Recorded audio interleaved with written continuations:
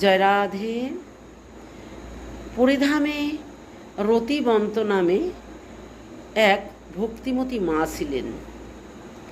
ছোটবেলার থেকেই ভক্তি নিষ্ঠা ছিলেন তিনি। তা ওনার একটি ছেলে ছিল, তাই প্রতিদিন এই ছেলেটা ভাগবত কথা শুনতে যায়। প্রতিদিন ভাগবত কথা শুনে এসে মাকে বলে, এভাবে মা শুনি সেই কথা, মা শুনে মাও তৃপ্ত হয়।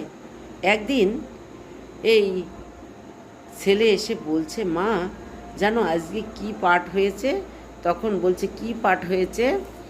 তখন ছেলে বলছে, মা জানো আজকে আমি শ্রবণ করেছি উদুখল বন্ধন।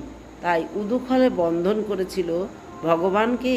তখন মা ভালোভাবে শুনেছে, শুনেই সঙ্গে সঙ্গে অচেতন হয়ে গেছে সেই রতিবন্ত বাই। অচেতন হয়ে তখন সেখানে তিনি দেহ রেখেছেন।